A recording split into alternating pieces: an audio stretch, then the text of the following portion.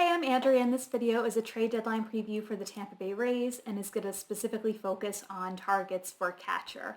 I also have some thoughts on their offense and their bullpen, but I haven't gotten to trade targets yet. But if you're interested in my thoughts on those two areas, you could check out the link that I'm going to post underneath this video.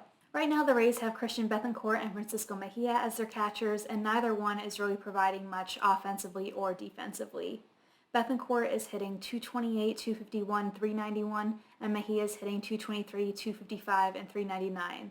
And in terms of defense, they're both below average framers and blockers, but I will say that the two of them do have the strongest arms on average in baseball among qualified catchers. And while that's great, as a whole, I'd either want to see more offensive production from that position or at least a better framing. Also, Mejia was removed from last night's game with a left knee strain, so he was actually placed on the 10-day IL, and the Rays recalled Rene Pinto from AAA. Pinto does have some power, but he also has some serious issues with swing and miss, and he doesn't really walk at all. So which catchers may be of interest to the Rays? Well, there are limited targets right now, but I did find two that I think could be an interesting fit.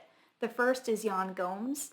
Gomes has a club option for 2024, and he's hitting 260, 306, 403 so far this season. So offensively, he is an upgrade. We could look at this table. We can see that he has a higher OPS this season, a lower K rate, and he also doesn't really walk, though it is better than how often Bethancourt and Mejia have been walking. But it's also worth noting that Gomes is actually an above-average hitter against left-handed pitchers. He has a career 809 OPS against lefties compared to his career 669 OPS against right-handed pitchers.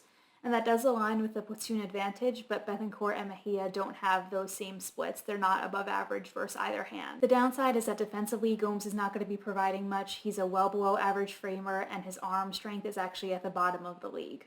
The second target I have is Jake Rogers, who's on the Tigers. Rogers has a 735 OPS this season, and his raw power is below average, but he actually does a really good job of using what power he does have in game.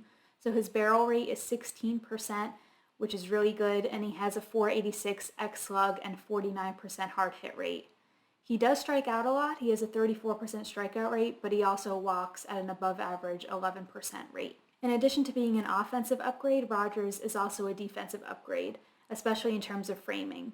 For reference, average strike rate is 46%, and Rogers' 50% strike rate has him ranked 6th best in baseball among qualified catchers. Framing is incredibly valuable for catchers because it impacts every pitch of the game. Baseball Savant actually came out with a new metric recently to quantify that, and that's catcher framing runs.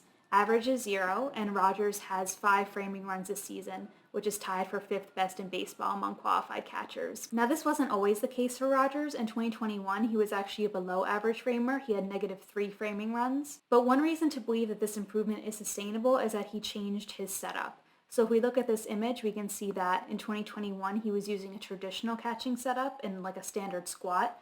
But then this season, he's opting to use a one knee down setup, which has helped catchers frame more effectively. Rogers does have a higher price tag than Gomes. He has 3.5 years remaining until he reaches free agency. It's also not clear whether the Tigers would actually want to part with Jake Rogers.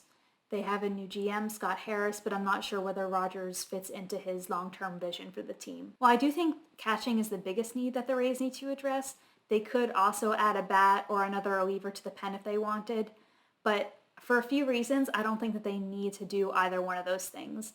The offense has been the best it's been in a long time, and the bullpen, while it is ranked at the bottom of the league, they do have some guys coming back, and they have a strong top 3 in Fairbanks, Adam, and Poche. And I'm not even really that confident that they are going to upgrade catcher because at the beginning of the season, they had Bethancourt and Mejia slated to take those 2 spots, and they were comfortable with them to start the year. But let me know what you think, and if you like this video, please subscribe and follow me on Twitter at Scalpel Report. Thanks for watching!